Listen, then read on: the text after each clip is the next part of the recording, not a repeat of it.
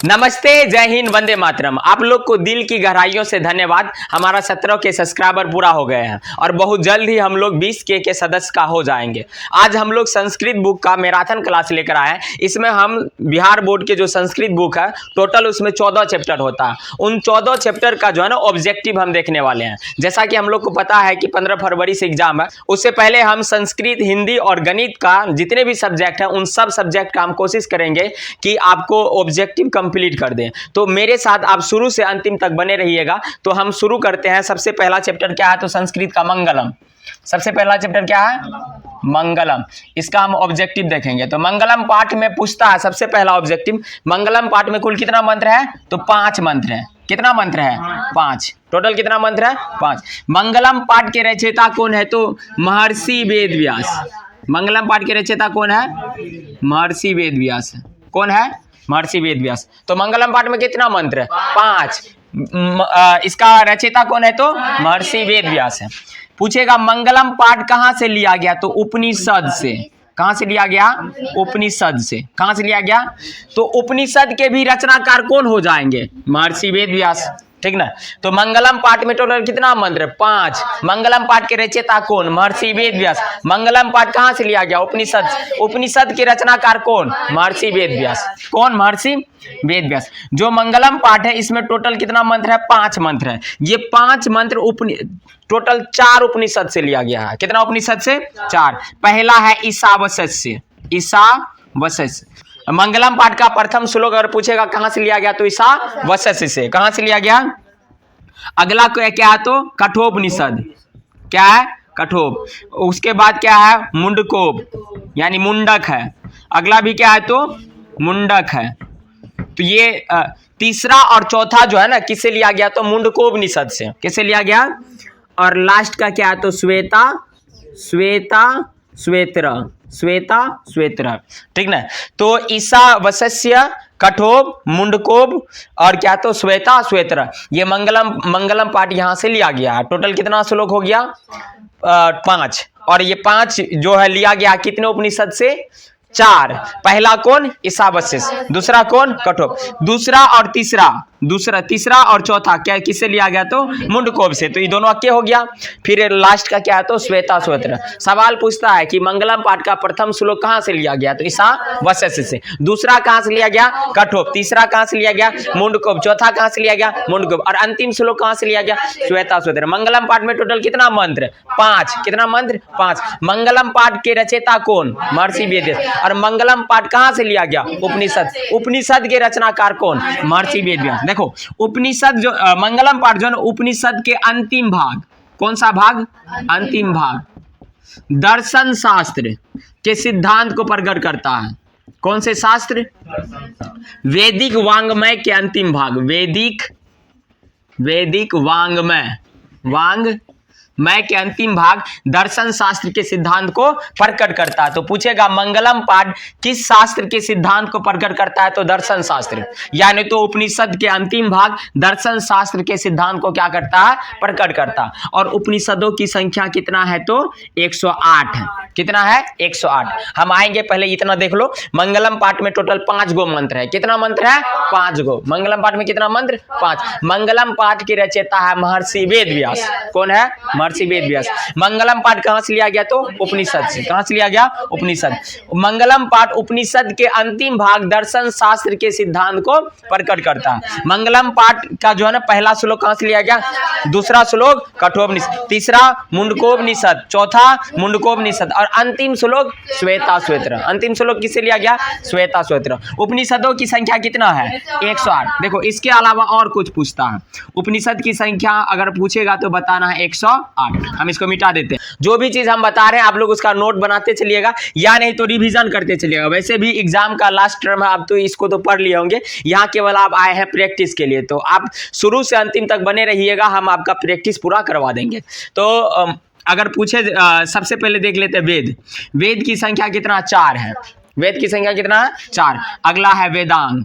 अगला क्या, वेदांग। वेदांग की संख्या कितना, 6। वेद की संख्या 4, वेदांग की संख्या 6 है, वेदांग की संख्या 6। पुराण की संख्या 18 है, पुराण की संख्या 18। अच्छा, इसको याद कैसे करेगा, तो देखो वेद में कितना अक्षर है, 2, तो इसका स्क्वायर कर दो, 2 दूनी 4, स्क्वायर नहीं 2 से गुना कर दो। वेदांग में कितना अक्षर है, 3, इसका 2 गुना करो, 3 दूनी 6, तो वेद की संख्या 4, वेदांग की संख्या 6। अब देखो पुराण, पुराण का संख्या 18, बहुत विद्यार्थी कहेगा क्या 118, क्या कहता है, तो इसको याद करने का ट्रिक है। जैसे मान लो कोई भी लड़का और लड़की 18 वर्ष का होता है, वो पुरनका हो जाता है, क्या हो जाता है, पुरनका। 18 वर्ष का हुआ पुरनका, उसका बिहार करो, दूसरे गांव भेजो, वहां नवेली दुल्हन, नई नवेली दुल्हन। अगर लड़का नबका दमाद आया है, लड़का रहता है तो नबका, और लड़की रहती है तो नई नवेली क्या आई है तो दुल्हन। तो इसका मतलब क्या, जिस घर में, जिस गांव में वो है 18 वर्ष तक, वो 18 वर्ष जैसे पूरा, वो क्या हो गया, पुराना। ऐसे ट्रिक है, होता नहीं है। तो 18 वर्ष हो गया तो क्या, पुरनका। 18 वर्ष का हो गया पुरनका, तो इसका मतलब पुराणों की संख्या कितना हो गया, 18। वेद की संख्या कितना, 4। वेदांग की संख्या कितना, 6। पुराण की संख्या कितना, 18। अब बात करते हैं क्या, उपनिषद।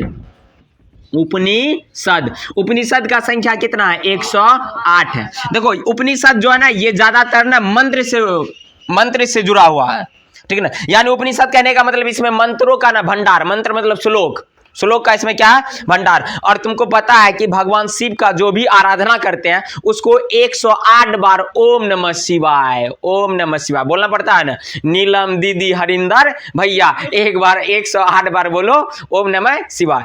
तो उपनिषद एक मंत्र है, और एक मंत्र का उच्चारण कितना बार होता है, 108। यानी उपनिषद की संख्या कितना हो गया, 108। तो बताओ, वेद की संख्या 4, वेदांग की संख्या 6, पुराण की संख्या 18, उपनिषद की संख्या, क्या आप कंफ्यूजन होगा, नहीं। वेद की संख्या कितना है, 4, वेदांग की संख्या कितना, पुराण की संख्या कितना, उपनिषद की संख्या कितना, 18। तो मंगलम पाठ में टोटल कितना मंत्र, 5। रचनाकार कौन, महर्षि वेद। वेदों की संख्या कितना, 4, वेदांग की संख्या कितना, 6, पुराण की संख्या कितना, 18, उपनिषद की संख्या कितना।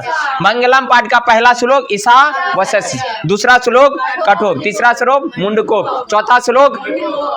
चौथा मुंडको, और 5वां भी कहां से, श्वेता श्वेत्र से। क्या किसी को दिक्कत, देखो वेद की संख्या जो है ना होता है 4, कितना होता, ये चारों वेद को नहीं पूछता है कि कहेगा वेद की संख्या कितना, उसका नाम लिखे। तो सबसे पहले होता है ऋग्वेद, सबसे पहले ऋग्वेद, ये ना सबसे पुराना वेद है, ठीक ना, सबसे पुराना। तो मान लो कि ऋग्वेद यानी ऋषि से जुड़ा हुआ, तो सबसे पुराना अभी जो है ना बोलते हैं साधु संत, यानी तो सन्यासी। लेकिन पहले के जमाने में ऋषि क्या होते थे, ऋषि महर्षि। अगर छोटा मोटा रहता था तो ऋषि, अगर बहुत महान होते थे जिसके पास शक्ति जादू टोना रहता था उसको बोलते थे महर्षि।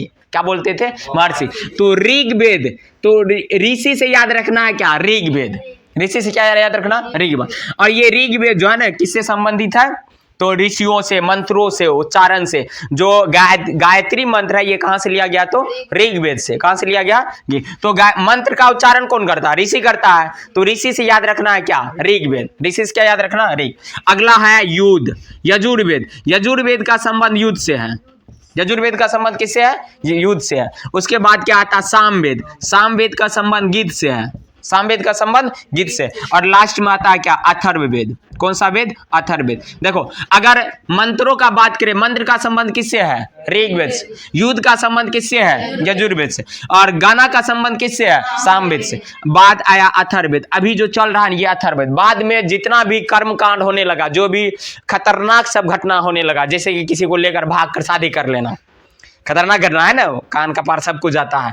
तो ये सब किस में आता है, अथर्ववेद में। किस में आता है, नहीं होता रे, कई लाख भागी है तब बता चले। तो अथर्ववेद में जैसे कि प्रैक्टिस करेगा, प्रैक्टिस हर कोई करता, करना तुम भी, ठीक ना। प्रैक्टिस करने के बाद, प्रैक्टिस तुम करेगा, हो गया ना एक बार तो हमेशा ढूंढना पड़ेगा उसको, समझ में आ गया। तो अथर्ववेद में जैसे कि जादू हो गया, भूत पिचास, जादू टोना, चिकित्सा, प्रेम विवाह, ये सब किस में आता है? तो अथर्ववेद में आता है। किस में आता है? अथर्व। तो वेदों की संख्या समझ में आ गया। वेद कितना है? 4 है। वेदों की संख्या ऋग्वेद, यजुर्वेद और सामवेद, अथर्ववेद। ऋग्वेद किससे? मंत्रों से। यजुर्वेद युद्ध से। सामवेद गाना से। अथर्ववेद लौकिक जीवन से, भूत पिचास, जादू टोना, ये जो डेनिया ओझा वाला जो गुण होता है नहीं, किस में आता है? तो अथर्ववेद में आता है। किस में आता है? अथर्ववेद। वेद का समझ में आ गया। अब देखो वेदांग। वेदांग की संख्या कितना है? 6। देखो वेदांग का अर्थ होता है वेदों के अर्थ को जानना। नहीं, वेदांग का मतलब होता है वेद का अंग। वेदांग का अर्थ क्या होता है? वेद का अंग। तो वेदांग की संख्या टोटल कितना है? 6 है। क्या? 6। देखो कोई भी इंसान अगर पढ़ाई शुरू करता है ना, सबसे पहले वो व्याकरण सीखता है। क्या सीखता है? व्याकरण। जैसे क ख ग घ अंग, ये क्या है? व्याकरण। ओ आ ई उ, ये क्या है? व्याकरण है। तो सबसे पहले क्या सीखेगा? व्याकरण सीखेगा। क्या सीखेगा? व्याकरण। जैसे देखो अगर वो व्याकरण सीख लिया ना, क ख ग घ अंग का पूरा एकदम खखोर कर सीख लिया ना, वो कहता है कि थोड़ा छोटका बच्चा रहता है वो तक नहीं सीखता, हमको क्या आ गया, थोड़ा बहुत वो अपने आप को होशियार समझने लगता है, हमको हमरा सब कुछ आवे छले, उसको शिक्षा आ जाता है। क्या जाता है? यानी कहने का मतलब वो शिक्षित हो जाता है। जब व्याकरण सीख लेगा, सब कुछ पढ़ लेगा, तो क्या आ जाता है? शिक्षित हो जाता है। तो इसका मतलब उसके पास क्या है? तो सबसे पहले कोई भी शुरू करेगा तो कहां शुरू करेगा? व्याकरण। व्याकरण जैसे पढ़ेगा तो उसके पास क्या आ जाएगा? शिक्षा। क्या आ जाएगा? शिक्षा। अब देखो जब शिक्षा आ जाएगा ना, वो ना किसी भी चीज का ना अर्थ निकाल लेगा। क्या निकाल लेगा? अर्थ। तो अर्थ, निरुक्त का अर्थ होता है वेदों के अर्थ को निकालना। वेद का अर्थ, निरुक्त मतलब होता है वेद का अर्थ। तो व्याकरण सीखा, शिक्षा आ गया, उसके बाद वो क्या करेगा? अर्थ। तो निरुक्त, ये अर्थ निकालना, यानी निरुक्त मतलब होता है अर्थ निकालना। तो व्याकरण, शिक्षा, निरुक्त। उसके बाद ना वो रचना भी करेगा, छंद, छंदों का क्या करेगा? रचना करेगा। तो रचना कर दिया। अच्छा, जब मान लो कि किसी की कोई पूरा पढ़ भी लिया है, उसके पास शिक्षा भी है, वो अर्थ भी निकाल लेता है, वो रचना भी कर लेता है, तो ऐसे व्यक्ति को बोला जाता है ज्योतिष। क्या बोला जाता है? ज्योतिष। ज्योतिषाचार्य हम उसको बोलते हैं। क्या बोलते हैं? ज्योतिषाचार्य, यानी ज्योतिष। ठीक ना। अब मान लो कि कोई ज्योतिषाचार्य हो गया, पूरा एकदम सब कुछ का ज्ञान है, हर एक तरह का चीज, और यहाँ तक कि ज्योतिषाचार्य यानी गुरु भी बन गया है, तो लोग जाकर उसके पास कल्पना करता है। क्या करता है? कल्पना। तो कल्पना से याद रखना है कल्प। क्या? कल्प। तो टोटल कितना हो गया? 6। ये 6 आपका वेदांग है। 6 आपका क्या है? वेदांग। तो इंसान सबसे पहले क्या सीखेगा? फिर क्या आ जाएगा? फिर क्या निकालेगा? निरुक्त। उसके बाद छंद करेगा, फिर क्या बन जाएगा? ज्योतिष। उसके बाद क्या लोग? कल्प करेगा। तो व्याकरण, शिक्षा, निरुक्त, छंद, ज्योतिष, कल्प, ये 6 वेदांग है।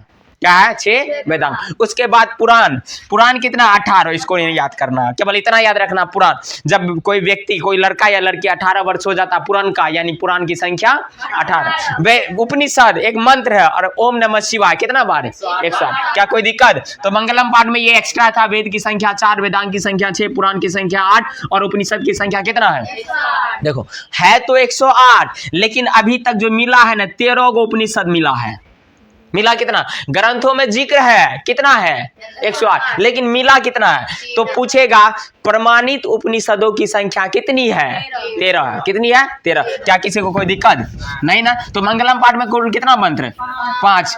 मंगलम पाठ में कितना मंत्र है? 5। मंगलम पाठ के रचयिता कौन है? मंगलम पाठ कहां से लिया गया? उपनिषद। कहां से लिया गया? उपनिषद। टोटल कितना उपनिषद से लिया गया? 4। कितना? 4। पहला ईशावास्य से, दूसरा कठोप, तीसरा अगर जब नहीं याद हो रहा है तो इसका एक ट्रिक है। ईशा, कंठ, मुंडा, स्क्वायर, श्वेता। ईशा, कंठ, मुंडा, स्क्वायर, श्वेता। ईशा, कंठ, मुंडा, स्क्वायर, श्वेता। तो ईशा से याद रखेगा ईशा, कंठ से कंठो, हाँ, और मुंडा से मुंडको निषद, और श्वेता से श्वेता श्वेत्र। तो मुंडा स्क्वायर का मतलब 2 बार। कितना बार? तो पहला श्लोक ईशावास्य से, दूसरा श्लोक कठोप, हाँ, और तीसरा चौथा मुंडकोप से, 5वां किससे लिया गया? क्या किसी को दिक्कत हो जाएगा? नहीं याद? Very good. देखो इसमें ना सबसे पहला श्लोक में ईशावास्य का पहला श्लोक में कहा गया है हिरण्मयन पात्रेन सत्यस्य अपिहिता मुखम, यानी हिरण्मयन पात्रेन यानी स्वर्ण रूपी पात्र से सत्य का मुख ढका हुआ है। किसका मुख ढका हुआ? तो पूछेगा कि रे बबुआ सत्य का मुख किससे ढका है? तो स्वर्ण रूपी पात्र से। किससे ढका हुआ? स्वर्ण रूपी पात्र से। कौन सा पात्र? पात्र मतलब ढक्कन, ठीक ना। जैसे हम लोग बोलते हैं ना हरिया का ऊपर क्या होता है? छिपली, ढक्कन होता है ना, वही। तो सत्य का मुख किससे ढका हुआ है? स्वर्ण रूपी। तो कहता है कि तत्वम, तत्व मतलब तत्वम, इसीलिए तुम यानी आप, जो भी बोलना तुम या आप, इसीलिए आप पूषण, पूषण मतलब होता सूर्य देवता, इसीलिए हे सूर्य देवता हम सत्य धर्म का दर्शन कर सके, इसीलिए आप किसको हटा दे? तो स्वर्ण रूपी पात्र को हटा दे। तो सत्य का मुख ढका है स्वर्ण रूपी पात्र से। कैसे ढका है? स्वर्ण। और किसको हटाने के लिए बोलता है? सूर्य देवता से। किसको कहता है? और क्यों कहता है? ताकि उस सत्य धर्म का क्या कर सके? दर्शन कर सके। क्या कर सके? दर्शन कर सके। क्या कोई दिक्कत? उसके बाद आत्मा का चर्चा किया गया। किसका चर्चा? आत्मा। कहेगा आत्मा अणु से भी क्या है? छोटा है। महान से भी महान क्या? तो तुमसे सवाल करेगा महान से महान, अणु से भी छोटा, विशाल से भी विशाल, सब। अगर आत्मा को देखेगा सबसे छोटा है, अगर उल्टा देखेगा तो सबसे बड़ा भी है। यानी आत्मा सबसे छोटा भी है और सबसे बड़ा भी है, सबसे विशाल भी है। तो अणु से भी छोटा आत्मा, महान से भी महान आत्मा, विशाल से भी विशाल आत्मा। कौन है? आत्मा। और आत्मा मनुष्य के ना हृदय रूपी गुफा में निवास करता है। हृदय रूपी, अच्छा यहाँ हम गुफा लिखे, कुछ और न समझ लेना। हृदय रूपी गुफा में कौन निवास करता है? आत्मा। तुम समझ गया, सभी समझ गया। हृदय रूपी गुफा में कौन निवास करता है? आत्मा। कौन निवास करता है? आत्मा। तो बताओ विशाल से विशाल क्या है? महान से महान क्या है? अणु से भी छोटा क्या है? आत्मा। आत्मा कहाँ निवास करता है? हृदय रूपी गुफा में। इसी में जिक्र किया गया है। जो जो मेन चीज है ना हम उसको बताते जाते हैं। कहेगा कि सत्यमेव जायते, सत्यमेव जायते किस उपनिषद से लिया गया है? तो मुंडकोपनिषद से। किससे लिया गया? मुंडकोपनिषद से। किस निषद से? मुंडक उपनिषद जिसको बोलते हैं। तो मुंडकोपनिषद से क्या लिया गया? सत्यमेव जायते। इसका हिंदी होता है सत्य की ही जीत होती है। सत्य की ही जीत होती है, यानी सत्यमेव जायते, सत्य की क्या होती है? जीत होती है। सत्य की क्या होती है? जीत। तो सत्यमेव जायते कहां से लिया गया? मुंडकोपनिषद से। कहां से लिया गया? मुंड। और देखो इसी में परमात्मा के बारे में बताया गया कि परमात्मा ने सभी जगह व्याप्त है। ये संसार किससे अनुशासित होता है? तो परमात्मा से। सवाल भी पूछता है कि बताओ कि ये संसार किससे अनुशासित होता है? परमात्मा से। किससे अनुशासित होता है? परमात्मा से। तो सत्यमेव जायते किस उपनिषद से है? मुंडकोप से। किस उपनिषद से? सत्य का मुख किससे ढका है? किसको हटाने के लिए कहता है? सूर्य को। क्यों हटाने के लिए कहता है? Very good. वेदों की संख्या कितना है? 4 है। उपनिषदों की संख्या 108। वेदांगों की संख्या कितना है? 6। वेदांगों की संख्या 6, पुराणों की संख्या 18। कितना वर्ष में लड़का लड़की पुरान का हो जाता है? इसीलिए उसका बियाह कराता है। अभी तक नहीं पता था क्यों कराता है। 18 वर्ष हुआ इसीलिए बियाह करा दिया। पुराना हो गया ना? नहीं मेरा भाई अभी 11 साल हुआ है। चलो देखो अगला सवाल, अगला पूछता है कि सभी नदियों का परम लक्ष्य क्या है? तो सभी नदियों का परम लक्ष्य है समुद्र में मिलना। किसमें मिलना? समुद्र में मिलना। इस दुनिया में जितना भी नदी बहता है ना, सब नदी कहीं ना कहीं किसी न किसी समुद्र में जाकर क्या करता है? मिल जाता है। तो सभी नदियों का परम लक्ष्य क्या है? समुद्र में मिलना। क्या छोड़कर? तो अपना नाम और रूप को छोड़कर। नाम और रूप को छोड़कर किसमें मिल जाता है? समुद्र में। तो नदियां पूछेगा नदियां का काम क्या है? समुद्र में मिलना। नदी क्या छोड़कर समुद्र में मिल जाता है? नाम और रूप। जैसे मान लो गंगा नदी तब तक गंगा नदी कहलाएगा जब तक कि वह किसी समुद्र में नहीं मिलती है। जैसे वो मिल जाती है समुद्र में फिर उसका नामो निशान मिट जाता है। न तो उसका नाम बचता है नहीं उसका स्वरूप बचता है, रूप। ठीक ना? इसीलिए कहता है कि नाम और रूप को छोड़कर जो है ना नदियां किस में मिल जाता है? उसी प्रकार जो दिव्य पुरुष होते हैं। कौन पुरुष? दिव्य पुरुष। जो दिव्य पुरुष होते हैं वह अपने नाम और रूप को छोड़कर परम पुरुष से दिव्य हो जाते हैं। ठीक ना। यानी कहने का मतलब जैसे महात्मा बुद्ध को ले लो, महात्मा बुद्ध क्या महात्मा बुद्ध थे? नहीं, उसका बचपन का नाम सिद्धार्थ था। लेकिन जैसे वो दिव्य पुरुष हो गए, यानी जैसे वे इस संसार के मोह माया को त्याग दिया, ठीक ना, उसको लग गया कि इस दुनिया में ना जो सत्य है वो है मोक्ष प्राप्त करना, और मोक्ष कैसे प्राप्त करना उसको ये बात पता चल गया। तो जिस वजह से वे दिव्य हो गए और ईश्वर के भक्ति में लीन हो गए, ठीक ना। उन्होंने अष्टांगिक मार्ग अपनाया था, हमेशा सच बोलो, हमेशा व्यायाम करो, उतने खाओ जितना पचा सको, ठीक है, स्त्रियों से दूर रहो, नृत्य गान आदि से दूर रहो, 10 शील गुण अष्टांगिक मार्ग भी अपनाया था उन्होंने, ठीक ना। तो ऐसे व्यक्ति को बोलते हैं दिव्य पुरुष। तो उसका बचपन का नाम था सिद्धार्थ, महात्मा बुद्ध के बचपन का नाम सिद्धार्थ। लेकिन जैसे दिव्य पुरुष हो गए तो बन गए भगवान बुद्ध या महात्मा बुद्ध। महात्मा बुद्ध जैसे बना तो उन्होंने सबसे पहले तो घर का ही त्याग कर दिया था, उसका ओकर कन्या भी था, बेटवा भी था, सबको क्या कर दिया? त्याग कर दिया। तो तुम भी त्याग कर देना, समझ? ऐसा नहीं चुट्टा तुम त्याग करके दूसरा पकड़ लेना है, ये वाला काम नहीं करना, ठीक ना। हाँ, तो दिव्य लोग भी क्या करते हैं? अपने नाम और स्वरूप को छोड़कर परमात्मा से जब वह मिलन होता है उसका, तो वे दिव्य लोग हो जाते हैं, यानी दिव्य व्यक्ति बन जाते हैं। क्या बन जाते हैं? तो ये आपका क्या था? तो मंगलम पाठ। तो मंगलम पाठ लगभग में यहाँ तक कंप्लीट हो गया। तो ये बताओ मंगलम पाठ कहाँ से लिया गया है? उपनिषद से। Very good. उपनिषद के रचनाकार कौन है? मंगलम पाठ के रचनाकार कौन है? मंगलम पाठ में कुल कितना मंत्र है? मंगलम पाठ का पहला श्लोक कहाँ से लिया? ईशावास्य से। कहाँ से लिया गया? अंतिम श्लोक कहाँ से लिया गया? श्वेता श्वेत्र से। कहाँ से लिया गया? श्वेता श्वेत्र से। Very good. अगर तुमसे पूछे वेदों की संख्या कितना है? हाँ, 4 है। कितना है? 4। वेदांगों की संख्या 6 है। सबसे वेदांग कैसे याद करेगा? तो कोई भी इंसान सबसे पहले व्याकरण सीखता है, तो 1 नंबर में व्याकरण। व्याकरण सीखा तो शिक्षा आ गया, शिक्षा। शिक्षा आएगा तो अर्थ निकालेगा, निरूपण। छंद करेगा, रचना करेगा तो छंद। उसके बाद ज्योतिष बन जाएगा और लोग उसके पास जाकर कल्पना करेगा। क्या करेगा? तो कल्पना से याद रखना है, कल्पना मौसी का नाम नहीं रे सुधांशु, ठीक ना, ऐसा नहीं करना। तो समझ में आ गया? पुराणों की संख्या कितना है? 18। पुराणों की संख्या कितना है? 18। कोई दिक्कत? बताओ। अनुज से छोटा क्या है? विशाल से विशाल क्या? महान से महान क्या? आत्मा। कोई दिक्कत? क्या कहते हैं? सभी नदियों का परम लक्ष्य समुद्र में मिलना। आत्मा कहाँ निवास करता है? सत्य में जायते किस उपनिषद से लिया गया? मुंडकोपनिषद से। किसकी जीत होती है? किसकी जीत नहीं होती? असत्य की जीत नहीं होती। तो हम लोग को हमेशा सत्य के मार्ग पर चलना है। समझ में आ गया? असत्य के मार्ग पर नहीं चलना है, ठीक ना। हमेशा चेहरे पे मुस्कान रखना, मुंह गाल ऐसे फुला ऐसा नहीं करना। हमेशा मुंह में मुस्कान रखना है, ठीक है। अब ये नहीं कहना मुस्कान के है, हमारे मौसी का नाम तो नहीं बोल रहा है, ऐसा नहीं सोचना। तो ये आपका था मंगलम पाठ। आगे हम लोग देखते हैं कौन? तो पाटलिपुत्र वैभवम। अगला पाठ का नाम क्या है रे?